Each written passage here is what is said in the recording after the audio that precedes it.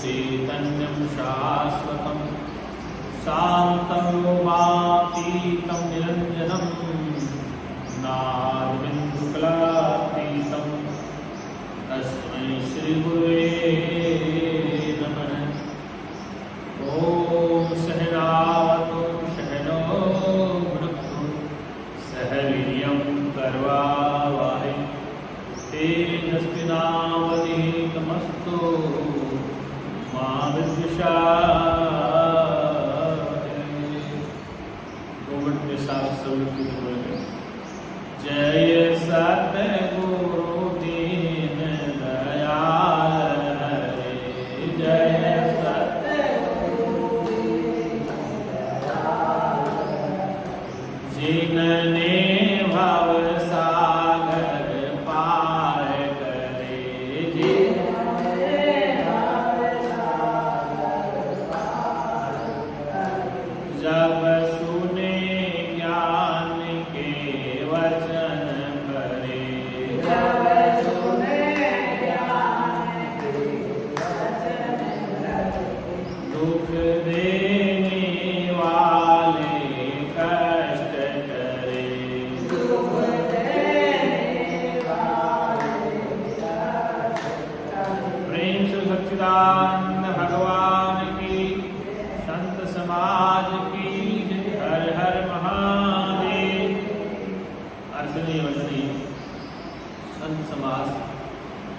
तो कल हमारी चर्चा चल रही थी ईशावास्य उपनिषद पर। तो ये उपनिषद कहती है कि जिस ज्ञानी पुरुष के लिए सब भूत आत्माएं हो जाते हैं या हो गए हैं, उस समय एकत्र देखने वाले, सब में एक देखने वाले उस विद्वान को, उस ज्ञानी को क्या शोक और क्या मोह हो सकता है, अर्थात क्या हो सकता है। वेद ने कहा है यस्मिन् सर्वाणि भूता अन्यात्मे वा अद्विजानात् तत्र को मोह है, को शोक है। तत्र को मोह, उसको कैसा शोक हो सकता है, कैसा मोह हो सकता है, क्योंकि वह सर्वभूतों में आत्मा को देखता है। ये ऐसे ज्ञानी विद्वान के लिए क्या शोक हो सकता है, इसलिए क्योंकि वह ज्ञानी अविद्या के कारण शोक और मोह की अपेक्षा, मतलब कि कारण से संसार का अत्यंत अच्छेद कर देता है, अर्थात उसको शोक मोह नहीं हो सकता। अब यहाँ पर श्रुति कहती आत्मनिरूपण क्या है, अपने स्वरूप के लक्षण कैसे, इस बात पर मंत्र बताया है वेद में। स यथोक्ता आत्मा प्रयगत कि वह आत्मा सर्वगत है।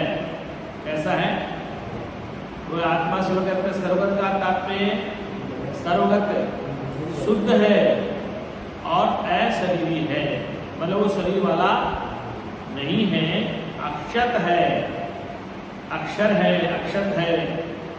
और स्नायु शरीर आयु, मतलब कोई उसकी उम्र नहीं होती, आयु नहीं है, वो निर्मल है और सर्वद्रष्टा है, सबको देखने वाला है और सर्वज्ञ है।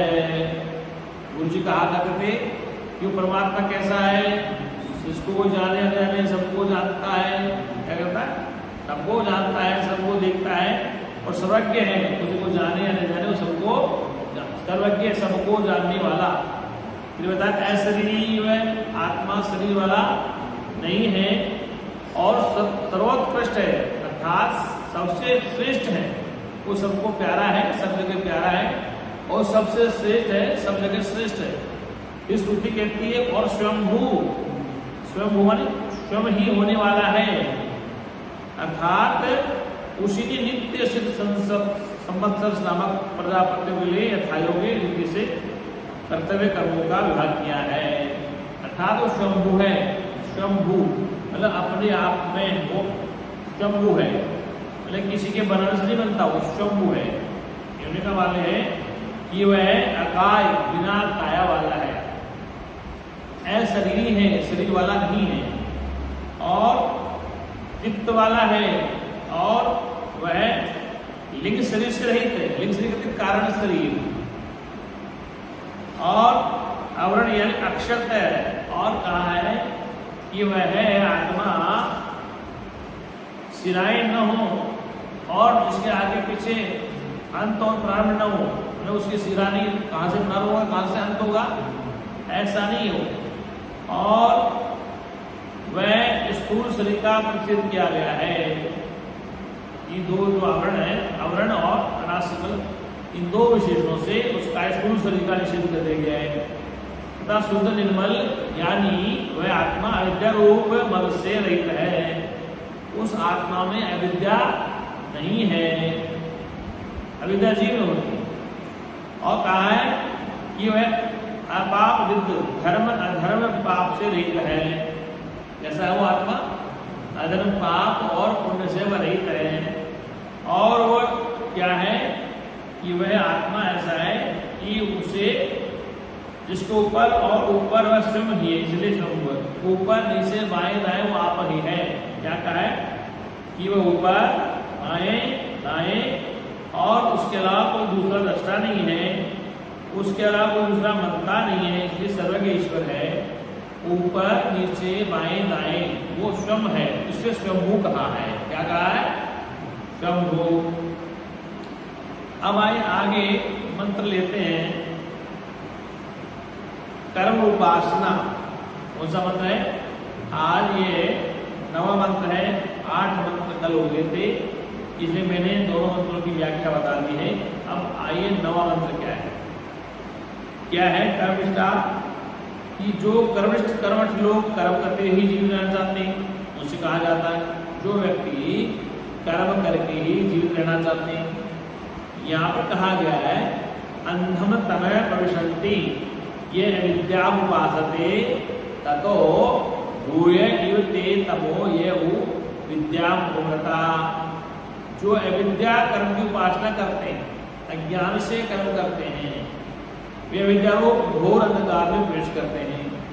वो अविद्या में ही रहते हैं, अंधकार में रहते हैं। और जो विद्या उपासना में ही रहते हैं, ज्ञान में रहते हैं, वे मानो उससे भी अधिक अंधकार में प्रवेश करते हैं। उदाहरण के लिए ज्ञानी कहता हम तो करते नहीं कुछ, न पूजा करें न पाठ करें, तो ये सबसे बड़ा अंधकार है। और अज्ञानी कहता मैं सब कर्म ही करता हूँ, दोनों अज्ञान है। यहाँ कहा गया है कि ये कैसे ज्ञात होता है कि विधि कर्मनिष्ठों के लिए है, ये सबके लिए नहीं। तो सिद्धांत में कहा गया है श्रुति में कि सुनो निष्काम पुरुष के लिए यस्मिन् सर्वाणी, जो जिसके लिए सब कुछ भूत प्राणी एक आत्मा ही हो गया है। यस्मिन् सर्वाणी भूता अन्नात्मा, आत्मा भूत मिलाता है। तत्र को मोह कैसो गए, इस मंत्र से सिद्ध होता है उस ज्ञानियों को न मोह होता है न शोक होता है। इस मंत्र से साध्य और साधक ने भेद का निराकरण करते हैं। आत्मा के एकत्व का ज्ञान प्रतिपादन किया है कि आत्मा का ज्ञान प्रतिपादन किया है। इससे कोई भी विचारवान किसी भी कर्म या अन्य किसी ज्ञान के साथ मिलाना नहीं चाहेगा। कहने का तात्पर्य है उसे कोई भी विचारवान किसी भी कर्म या अन्य ज्ञान के साथ मिलाना नहीं चाहेगा। यहाँ दो समुच्चय की इच्छा से ही अविद्वान आदि की निंदा की है। अतः न्याय और शास्त्र के अनुसार जिसका जिसके साथ समुच्चय हो सकता है वही यहाँ कहा गया है। सो कर्म के संबंधी रूप से यहाँ कहा है कि देवता संबंधी ज्ञान का ही उल्लेख हुआ है, परमात्मा ज्ञान का नहीं। तो कहने का तात्पर्य वेद यही कहना चाह रहे हैं कि देखो भाई, कर्म विद्या आत्मज्ञान की विरोधी है। कर्म है वो आत्मज्ञान की विरोधी है और इसलिए उन्हें अविद्या कहा गया है। तथा अंधकार से भी कहीं अधिक अंधकार में प्रवेश करते हैं कौन? वो अंधे से अंधे कौन है? जो कर्म करना छोड़कर के लिए विद्या यानी देवता ज्ञान में ही रत है, अनवरत है। कर्म को छोड़ दिया वो केवल ज्ञान में रत है। विद्या और कर्म के अमांतर फल भेद को इसके समुच्चय का कारण बताते हैं। नहीं तो एक दूसरे के समीप हुए फलयुक्त और फलहीन परस्पर अंग और अंगी हो जाएंगे। अर्थात फलयुक्त तो अंगी मुख्य हो जाएगा, तथा फल गौण हो जाएगा। इसका अभिप्राय क्या हुआ? यहाँ पर वेद ने कर्म और ज्ञान का समुच्चय बताया है कि कोई कर्म करने वाला ये सोचता है कि केवल कर्म करने से मुक्ति होगी, कर्म से होगी, लेकिन यहाँ कर्म से नहीं बताएगी। कोई कहता है केवल ज्ञान करने से हो जाएगी, कर्म नहीं करें, ये भी संभव नहीं है। इसलिए गुरुदेव कहा करते थे कि ऐसा कोई प्राणी नहीं कि एक क्षण एक पल के लिए बिना कर्म के रह सके। क्या कर्म के रह सके? इसलिए यहाँ दूसरा है कर्म और उपासना के समुच्चय का फल। कर्म और उपासना का दोनों का समुच्चय का फल क्या है? वेद ने कहा है विद्या से और ही फल बताया गया है तथा अविद्या कर्म से और ही फल बताया। ऐसा हमने बुद्धिमान पुरुषों सुना है जिन्होंने हमारे प्रति उसकी व्यवस्था की है कि विद्या से फल अलग है और अविद्या से फल अलग बनता है। यहाँ बताया विद्या देवलोक है, विद्या ददातो रहती इति श्रुते। विद्या से देवलोक प्राप्त होते हैं। क्या होते हैं? देवलोक। विद्या से उस पर आरूढ़ होते हैं। ऐसी श्रुति के अनुसार वेद देवता लोग कहते हैं कि विद्या से और ही फल मिलता है तथा कर्म से पितृलोक मिलता है। कर्म से क्या मिलता है? पितृलोक। इस श्रुति के अनुसार अविद्या यानी कर्म से और फल ही बनता है, ऐसा उनका कथन है। तो यहाँ ये समझना है, ऐसे हमें धीर अर्थात बुद्धिमानों को वचन सुने जिन आचार्यों ने हमसे कुछ कर्म तथा ज्ञान का विख्यान किया है, अर्थात उसकी व्याख्या की ये तात्पर्य है कि ये उनका परंपरागत आगम है। यह कहा कि इतमेव श्रुतम सुबंतो वयम वीराणाम धीमाताम वचनम। यह आचार्य की परंपरा है कि भाई ये हमें परंपरा से प्राप्त हुआ है। अब यहाँ पर श्लोक नंबर 11 कितने हो गए? 11 नंबर। देखो ये शास्त्रीय भाषा, वेद भाषा, इसको इसी तरह से बताना पड़ेगा। बाकी हम सर्ववासी में आपको फिर बताएंगे। कहा है कि विद्याम च अविद्याम, विद्याम च अविद्याम च यास्त अद्वैतोभय सह अविद्याया मृत्युम पितृवा। विद्या अमृत मसुते। जो विद्या अविद्या इन दोनों की एक साथ जानता है, विद्या को और अविद्या दोनों को एक साथ जानता है, वह अविद्या से मृत्यु को पार करके विद्या से अमृत प्राप्त कर लेता है। विद्याम से अविद्याम, विद्या और अविद्या को, मतलब विद्या अज्ञान और ज्ञान दोनों को एक साथ जानता है। वह अविद्या से मृत्यु को पार करके, अविद्या समाप्त हो जाती तो मृत्यु को पार करके अमरत्व को प्राप्त कर लेता है। अविद्या मृत्यु पितुरा है, विद्या अमृत मस्ते, कि वह विद्या से अपने आप को पवित्र कर लेता है। अर्थात वह क्या करता है कि अमर हो जाता है। यहाँ पर यह कहा गया है कि विद्या और अविद्या दोनों को एक साथ जानता है। तो अविद्या के कर्म से मृत्यु को प्राप्त कर लेता था कि ज्ञानी के संसार में अमरत्व को प्राप्त कर लेता है। अब यहाँ कहा गया है कि व्यक्त और अव्यक्त उपासना का समुच्चय। व्यक्त माने जो दिख रहा है साकार, अव्यक्त माने जो दिखता नहीं है निराकार, इन दोनों का समुच्चय। अब व्यक्त और अव्यक्त उपासनाओं का समुच्चय करने की इच्छा से प्रत्येक की निंदा की जाती है। कहा गया अंधम तम प्रविशंति, अंधम तम प्रविशंति ये संभूति उपासते ततो भूय इवते तमो ये संभूतात्मा। जो अव्यक्त प्रकृति उपासना करते हैं, अव्यक्त माने जो निराकार है, वो घोर अंधकार में प्रवेश करते हैं। और जो संपत्ति कार्य ब्रह्म में रत है वे मानो उनसे भी अधिक अंधकार में प्रवेश करते हैं। तो श्रुति क्या कहते हैं? वेद कहता है कि जो अव्यक्त प्रकृति की उपासना करते हैं, निराकार की उपासना करते हैं, तो वो उपासना करते हैं घोर अंधकार में। और जो कार्य ब्रह्म में रखते हैं, मतलब यही परमात्मा है साकार, तो वो और भी अंधकार में। या ये कहा गया है कि दोनों कारण जो इसलिए है कि जो अव्यक्त प्रकृति की उपासना करते हैं, अहंकार प्रवेश करते हैं, उत्पन्न होने का नाम संभूति है। वह जिस कार्य का धर्म है वो संभूति कहते हैं। कहने का तात्पर्य है कि जो उत्पन्न हो रहा है वो एक नाश को प्राप्त होगा। क्या होगा? नाश को प्राप्त होगा। अब यहाँ बताया है दोनों चीजें बता दी वेद में। जो अव्यक्त प्रकृति उपासना करते हैं, निराकार को सत्य मानते हैं, वो वेदकार में, और जो साकार को सत्य मानते हैं वो दोनों बता रहे। तो यहाँ पर कहा व्यक्त और अव्यक्त उपासना के फल, व्यक्त अव्यक्त उपासना का समुच्चय संगठन, अब उसका फल बता रहे। अब उन दोनों में मतलब कि प्रकृति और व्यक्त और अव्यक्त दोनों उपासना का फल है। दोनों उपासनाओं के समुच्चय का कारण रूप से जो इन दोनों के फलों का भेद है उसका वर्णन किया गया। वेद क्या कहता है कि इन दोनों का फल क्या है? इसलिए मंत्र नंबर 13 क्या कहा है? कार्य ब्रह्म उपासना से और ही फल बतलाया गया है तथा अव्यक्त उपासना से और ही फल बतलाया गया है। ऐसा हमने बुद्धिमानों सुना, ऐसा हमने बुद्धिमानों को सुना है जिन्होंने हमारे प्रति उसकी व्याख्या की थी। ये वेद की घोषणा क्या कहा है? अन्य देवाहु संभवाद अन्य दारु संभवात इति श्रम धीराणाम ये नसद्वीप च श्रेय।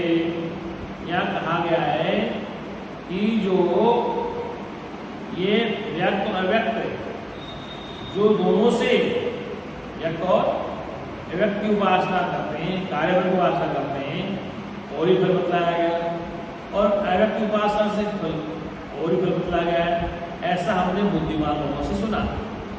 तो क्या फल बनता है? यहाँ बनता है कि संभूति च दिशाम संभूतिम च विनाशम च यस्तद्विभोय च यस्तद वेदो भयम पुंस है विनाशेन मृत्युम कृत्वा समुद्रा अमृत वर्षते।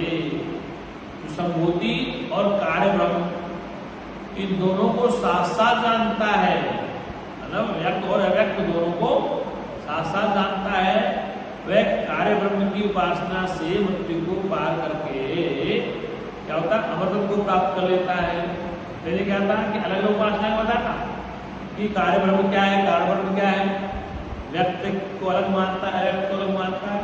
केवल व्यक्ति की उपासना करता है कार्य ब्रह्म की तो भी उसका फल अलग है, और जो अव्यक्त की उपासना करता है निराकार उसका फल अलग है। यहाँ पर लास्ट में इस श्लोक में कहा गया है कि जो संभूति व्यक्त और अव्यक्त कार्य ब्रह्म, व्यक्त कार्य ब्रह्म अव्यक्त, इन दोनों को एक को साथ साथ जानता है। क्या करता है?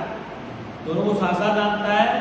वह कार्य ब्रह्म की उपासना से मृत्यु को पार करके संभूति के द्वारा प्रकृति लय रूप अमृत को प्राप्त कर लेता है, अर्थात वो अपने स्वरूप को जान लेता है। यहाँ पर ये समझना है कि ये क्या है, कार्य ब्रह्म क्या है, कि वो निराकार और साकार दोनों को एक साथ जानता है।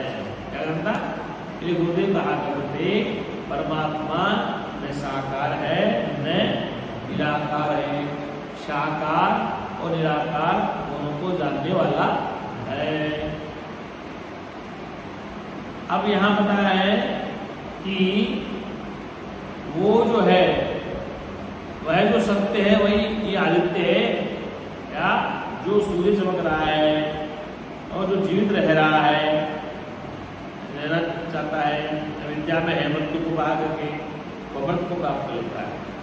अब आप क्या बताएं कि ये वेद कह रहा है हिरण्यमेव पात्रेण सत्य सत्यापितम मुखम तत्वम पुस्तन वा प्रणो सत्य धर्माय दृष्टये। आदित्य मंडलस्थ ब्रह्म का मुख ज्योतिर्मय मात्र मात्र से ढका हुआ है। अब यहाँ वेद क्या कहता है कि आदित्य मंडल, आदित्य कहते हैं ना जो चमक रहा है, जो सूर्य चमक रहा है, आदित्य मंडल ब्रह्म का मुख ज्योतिर्मय पात्र से ढका हुआ है, वो ज्योतिर्मय पात्र से ढका हुआ है। हे मुझ सत्य धर्मा को आत्मा की उपलब्धि कराने के लिए तू उसे उघाड़ दे। अर्थात ये वेद के ऋषि प्रार्थना करते हैं कि जिस आदित्य का मुखमंडल ढका हुआ है उसको तो निकाल दे। अर्थात वेद के ऋषि कह रहे हैं कि वह जो है आदित्य मंडल आत्मा से हृदय में पात्र। इस मंत्र का प्राय है कि जो आदित्य मंडल का मुख दिखा हुआ है, जो सोने का सा हो उसे हृदय में कहते हैं। सूर्य जब चमकता कैसा लगता है? स्वर्ण जैसा सूर्य, जो ज्योतिर्मय है, ज्योति देने वाला है, उस ढकने रूप पात्र से ही आदित्य मंडल में स्थित सत्य अर्थात ब्रह्म का मुख्य द्वार छिपा हुआ है। और ये सत्य की उपासना करने के कारण जिसका सत्य ही धर्म है, ऐसा मैं सत्य धर्मा हूँ।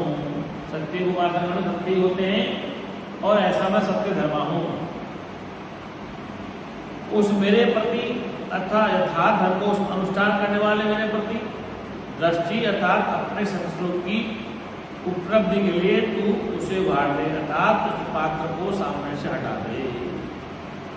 यहाँ पर बताया गया, यहाँ वेद कह रहा है कि वह क्या है कि हे जगत उपासक सूर्य। अब क्या कहा? हे पोषण कर्षे यम सूर्या प्रजापत्यायु रश्मि सहो तेजो यते रूपम कल्याणतम तते पश्यामि यो अस्वास्मि पुरुषे सोहम अस्मि। यह कहा सूर्य ने, हे जगत पालक सूर्य, ये जगत को रोशनी देने वाले सूर्य है। जगत उपासक, जगत पोषक, जगत को पोषक करने वाला। एक हे एकाकी गमन करने वाले, हे यम संसार का नियमन करने वाले, हे सूर्य प्राण और रस का शोषण करने वाले। प्राण को और रस का शोषण कौन होता है? पानी सूखता है सूर्य गर्मी से, खून सूखता है सूर्य गर्मी से, दूध सूख जाता है और प्राण को तेज बुला लेता है। हे प्रजापति नंदन, क्या कहा? प्रजापति नंदन, प्रजा को पैदा करने वाले नंदन, तू अपनी किरणों को हटा ले, अपने तेज को समेट ले। तेरा जो अतिशय कल्याण रूप है उसमें देखता हूँ। ये किरणें हट जाएंगी तो पता पड़ेगा तेरा वास्तविक स्वरूप क्या है। हे जो आदित्य मंडलस्थ पुरुष है वह मैं हूँ। अब क्या कहा? सब सुनो। ये कह रहे हैं कि सूर्य यदि अपनी तेज को हटा ले, इसको किरणों को तो हटा के देख तो मैं तुझे देखा जाता हूँ, उसमें मैं ही हूँ। ये कहते हैं कि यो अस्वासो पुरुष सोहम अस्मि, उस सूर्य में तेज मैं ही हूँ। ये कहने का ये जो आदित्य मंडलस्थ पुरुष है, आदित्य मंडल पुरुष में सूर्य में जो पुरुष है वह मैं हूँ। अब यहाँ कहा है जो पुरुषाकार होने से अथवा जो प्राण और बुद्धि रूप से समस्त जगत को पूर्ण किए हुए है, या जो शरीर रूप पुरुष में पूर्व में शयन करने कारण पुरुष है वह मैं हूँ। शरीर पूर्व में इसको पुर कहा है, इसको देह को शरीर को भी वेद ने पुर कहा है। तो इस पूर्व में रहने वाला शयन करने वाले कारण पुरुष है वह मैं ही हूँ। अब आते हैं मरणोन्मुख उपासना की प्रार्थना। अब मेरा प्राण सर्वात्मक वायु सूत्रात्मा को प्राप्त हो। ये वेद के ऋषि कह रहे हैं अब मेरा प्राण मतलब प्राण के लिए सर्वात्मक वायु सूत्रात्मा हो और शरीर भस्मीभूषण हो जावे, ये मेरे संकल्पात्मक मन। अब तू स्मरण कर, अपने किए को स्मरण कर। अब तू स्मरण कर, अपने किए को स्मरण कर। क्या कहा है कि अब मेरा प्राण मतलब उसमें प्राण है वो सर्वात्मक वायु सूत्रात्मा को प्राप्त हो। तो प्राण और समस्त आत्मा को वायु जो प्राप्त है उसमें प्राप्त हो और शरीर भस्मसेन हो जाए, शरीर भस्म हो जाएगा, मिट्टी मिल जाएगा। हे मेरे संकल्पात्मक मन, हे मेरे संकल्पात्मक मन, अब तू स्मरण कर। क्या कहा है कि शरीर नष्ट हो जाएगा, प्राण नष्ट हो जाएगा और हे मेरे मन तू अब स्मरण कर, अपने किए को स्मरण कर, जो तूने किया है उसको स्मरण कर।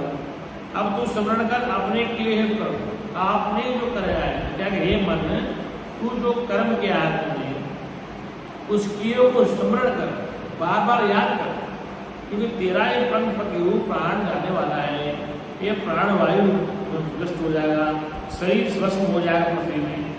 तो अब हे मन, तू स्मरण करे कि तूने क्या किया है, तूने क्या किया है, तूने क्या किया है।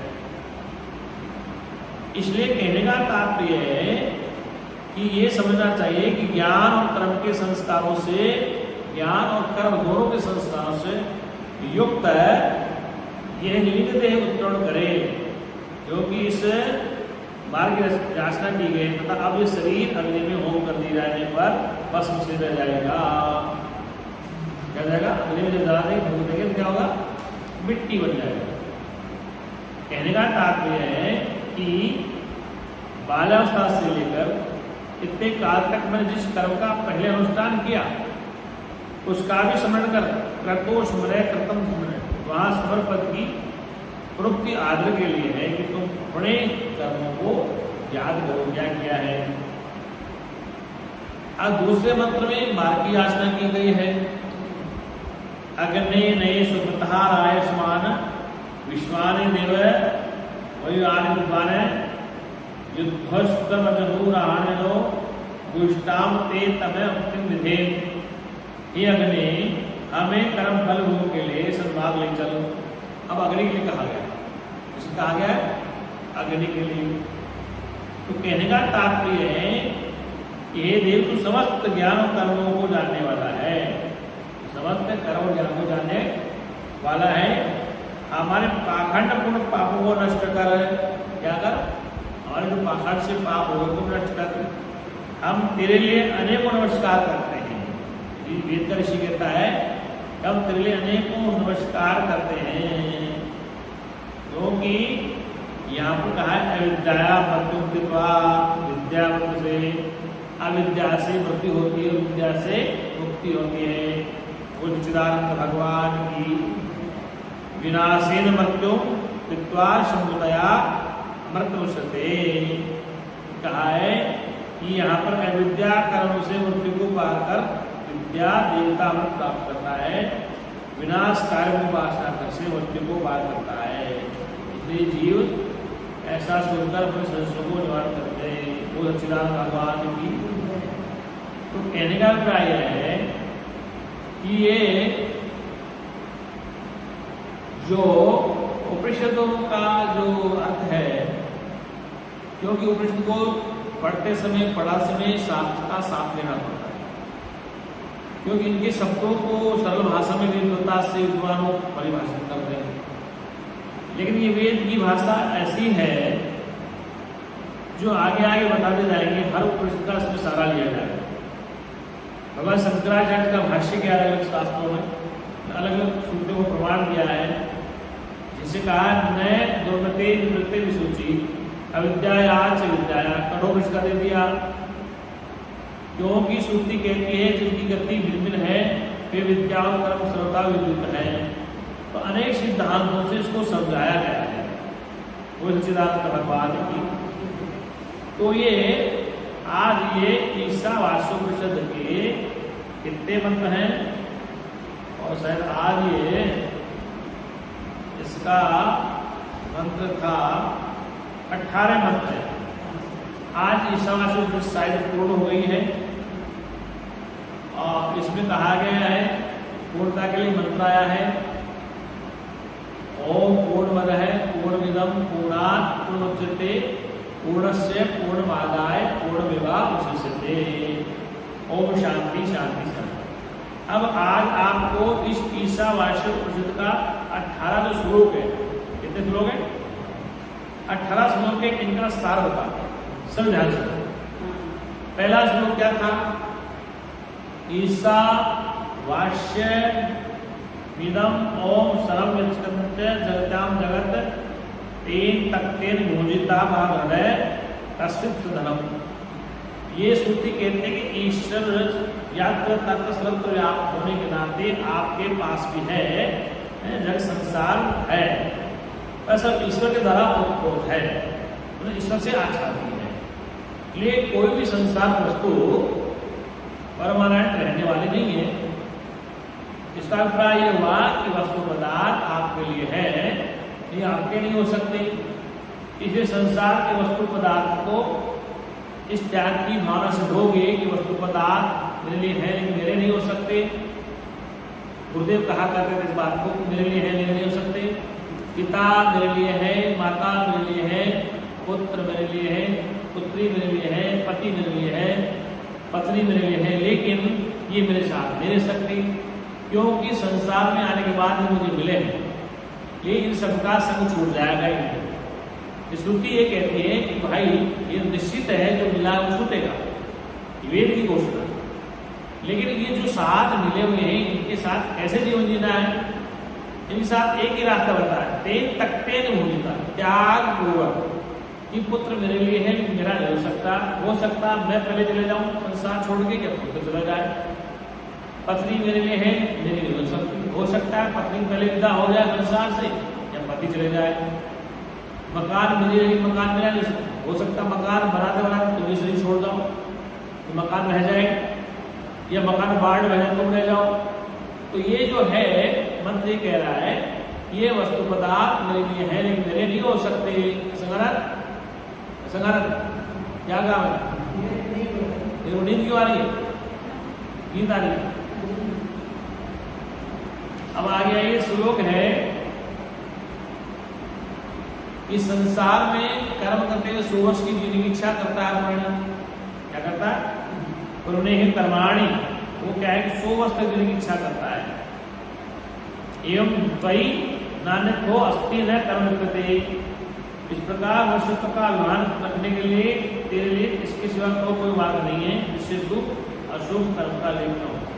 कि 100 वर्ष तक तू जीना चाहता है, तेरी इच्छा है तो कर्म ऐसे करो जिससे तू लिबायमान न हो, कर्म का लेप न हो, कर्म के बंधन में न लिप्त हो। अतः है तो होश हवास में जीने की इच्छा कर। अगला मंत्र बताया था, सारे मंत्र बता रहा हूँ, सारे मंत्र। असुरिया नाम ते लोका अंधेन तमसावता ताम अवस्थे प्रत्याभिगच्छन्ति ये के चात्मनो नना। वे असुर संबंधी लोग आत्मा के दर्शन अज्ञान से आच्छादित हैं। जो कोई भी आत्मा का हरण करने वाला लोग है वे मरने के अंतर उन्हें प्राप्त होते हैं। मतलब जो अज्ञानी है, जो असुर लोग हैं, राक्षस हैं, जो आत्मा का दर्शन अज्ञान से आच्छादित करता है अर्थात अपने स्वरूप को नहीं जानते हैं, वो संसार में नरगामी होते हैं। क्योंकि यहाँ पर सूरदास कहते हैं कि हीरा गंवाए दे कचरे में, तूने हीरा गंवाए दे कचरे में। कचरा नाम स्थूल अज्ञानता का है, हीरा नाम आत्मा का है। तो यहाँ पर वेद इसी बात को कहता है कि तू जिन कर्मों को भोगता शरीर में आया है और ये सब आच्छादित अज्ञानता से इस शरीर को छोड़कर अपने कर्म और ज्ञान के अनुसार ब्रह्मा से स्थान सभी ही योनियों में जाते हैं, अर्थात बार बार जन्मते हैं, बार बार मरते हैं। इसलिए अज्ञानी जीवों की दृष्टि में नित्य विद्यमान आत्मा का कार्य यानी फल बने हुए के समान विरोध हो जाता है, अर्थात वो जानते नहीं है, वो जन्म को प्राप्त होते रहते हैं।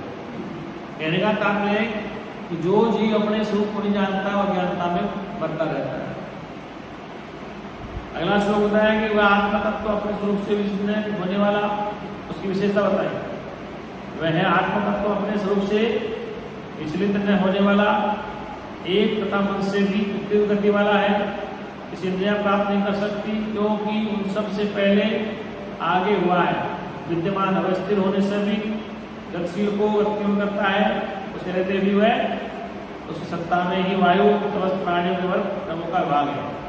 कहने वाला है कि वो आत्मा कैसा है, जो चलने वाला न हो उसे, जो चलता नहीं है और न चलते भी सबको चलता है।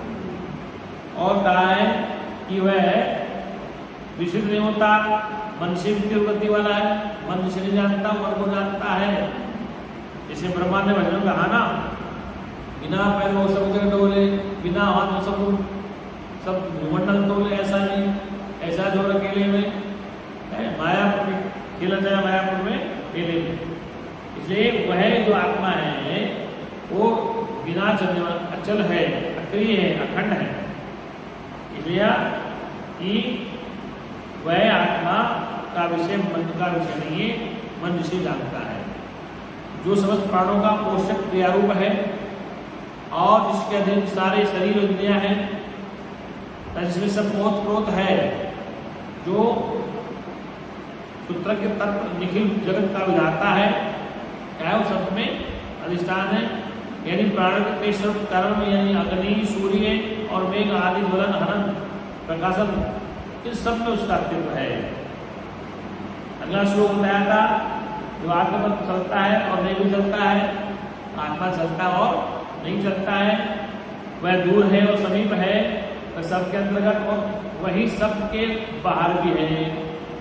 इसका कहने का तात्पर्य तदे जाति तरंती तंदूरे, कि वह आत्मा चलता है और नहीं भी चलता है।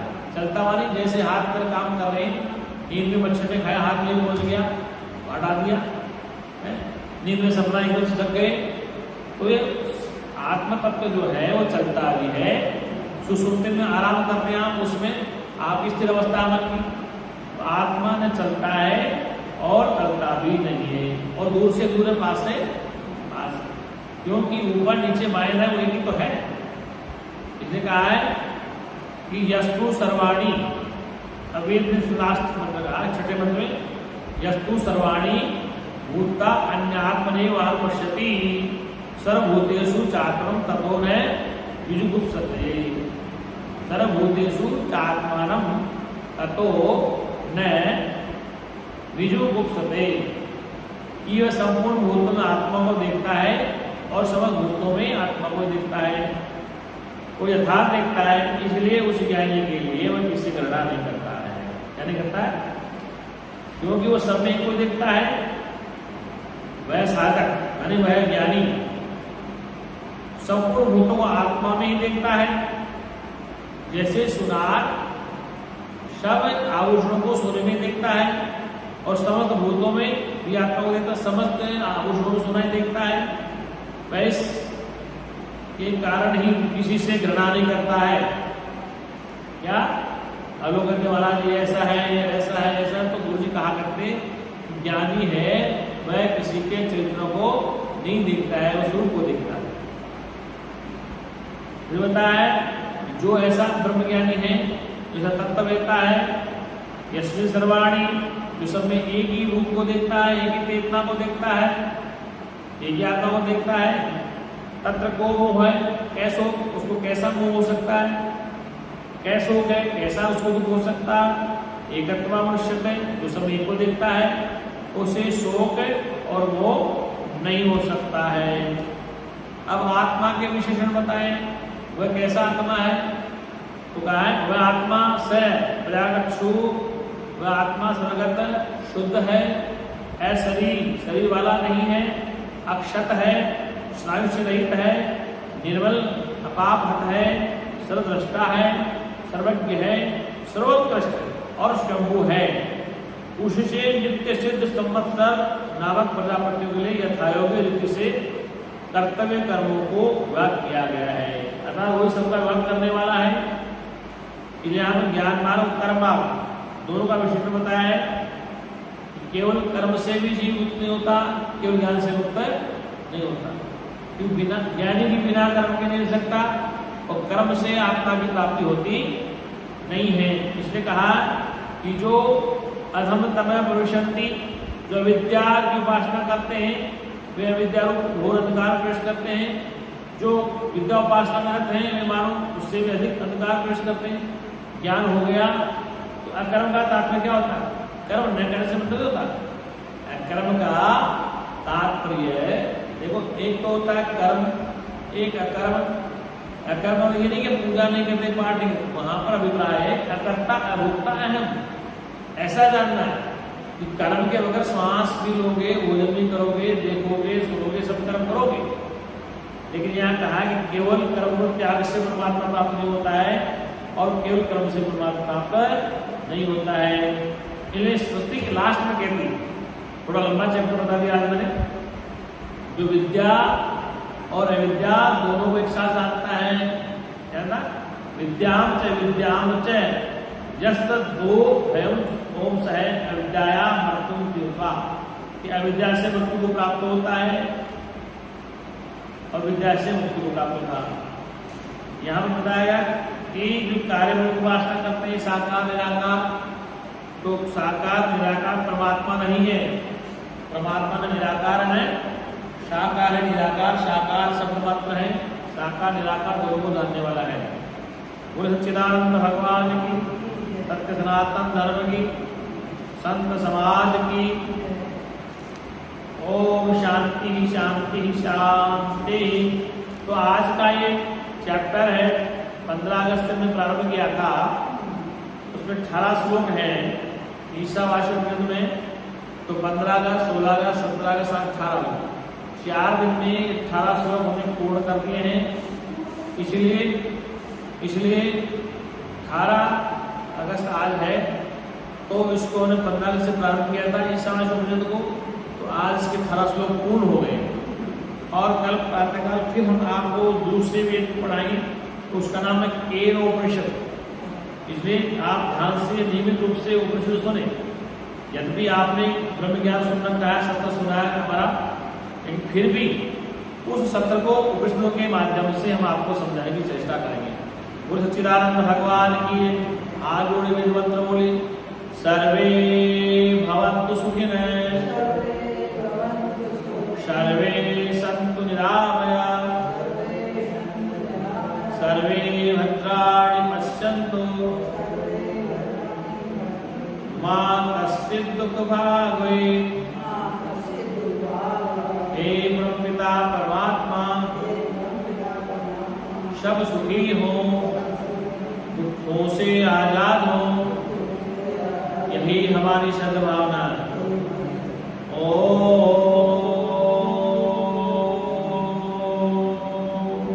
शांति शांति शांति।